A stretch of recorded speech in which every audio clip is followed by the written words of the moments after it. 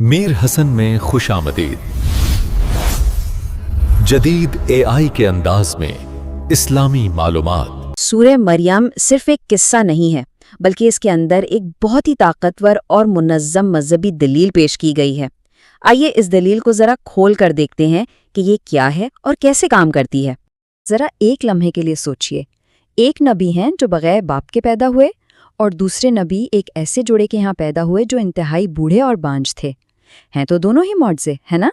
तो फिर सवाल ये उठता है कि सिर्फ एक को ही खुदा का बेटा क्यों मान लिया गया? यही वो गुत्थी है जिसे सूरह मरियम बड़े खूबसूरत अंदाज में सुलझाती है। इस दलील को ठीक से समझने के लिए हम सबसे पहले सूरा के मरकज़ी पैगाम पर बात करेंगे, फिर उन दो मौजज़ाती पैदाइशों का मवाजना करेंगे। उसके बाद देखेंगे कि अंबिया का असल मकाम क्या होता है, फिर एक बहुत संगीन दावे की नौइयत को समझेंगे और आखिर में बात ख़त्म करेंगे यौम हिसाब के तस्वुर पर। तो इस सूरा का असल मकसद है क्या? इसका बुनियादी मकसद हज़रत ईसा अलैहिस्सलाम के बारे में कुछ बहुत गहरी और अहम गलतफहमियों को साफ करना है। और मज़े की बात यह है कि ये किस्सा सीधा हज़रत ईसा से शुरू नहीं होता। नहीं, ये शुरू होता है हज़रत यहया अलैहिस्सलाम के ज़िक्र से। और ये कोई इत्तेफाक नहीं है, बल्कि ये एक शऊरी इंतखाब है ताकि एक बहुत ही ज़बरदस्त मुवाज़ने के लिए स्टेज तैयार किया जा सके। और यही मुवाज़ना, यही तकाबुल इस पूरी दलील का दिल है। आइए इन दो मौजज़ाती पैदाइशों को साथ साथ रखकर देखते हैं कि कुरान क्या नुक्ता समझाना चाह रहा है। एक तरफ तो हमारे सामने है हज़रत यहया। उनकी पैदाइश ऐसे हालात में हुई जो तिब्बी तौर पर बिल्कुल नामुमकिन थे। वालिद 120 साल के और वालदा 98 साल की और बांझ। और दूसरी तरफ है हज़रत ईसा जो बग़ैर किसी वालिद के पैदा हुए। दोनों ही वाक़यात कुदरत के आम क़वानीन से बिल्कुल हटकर हैं। और यहाँ आकर दलील अपने उरूज पर पहुँचती है। सवाल ये है कि अगर हज़रत यहया की पैदाइश, जो खुद एक इतना बड़ा मौजज़ा थी, उन्हें खुदा का बेटा नहीं बनाती, तो फिर हज़रत ईसा की पैदाइश की बुनियाद पर उन्हें ये दर्जा क्यों दिया जाए? ये एक ऐसा सवाल है जो सोचने पर मजबूर कर देता है।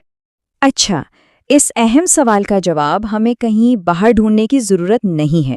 इसका जवाब खुद हज़रत ईसा के अपने पहले अल्फाज में मिलता है, जो उन्होंने गहवारे में कहे थे और जो अंबिया के हकीकी मकाम को हमेशा के लिए वाज़े कर देते हैं। और ये है उस दलील का सबसे ताकतवर लम्हा। हज़रत ईसा के पहले अल्फाज जो उन्होंने बोलना सीखने से भी पहले कहे, तमाम बहस को ख़त्म कर देते हैं। उन्होंने कहा, इन्नी अब्दुल्लाह है, यानी बेशक मैं अल्लाह का बंदा हूँ, बेटा नहीं बल्कि एक बंदा। और उनकी बाकी ज़िंदगी की तालीमात को देखें तो वो भी इसी एक सच्चाई का ऐलान करती हैं। सिर्फ एक खुदा की इबादत करो, नमाज कायम करो, ज़कात दो, वालदैन के साथ नेकी करो। ये सारी बातें एक नबी, एक पैगंबर की हैं, किसी ऐसे वजूद की नहीं जिसे पूजा जाए। और ये मामला सिर्फ इन दो अंबिया तक महदूद नहीं है। तारीख में दूसरे अंबिया को भी गैर मामूली एजाज़ात मिले। हज़रत इब्राहीम को आग में डाला गया, लेकिन वो महफूज रहे। हज़रत मूसा ने खुदा से बराह रास्त बात की। हज़रत इस्माइल अपने वादे के इतने पक्के थे कि कुर्बानी के लिए लेट गए।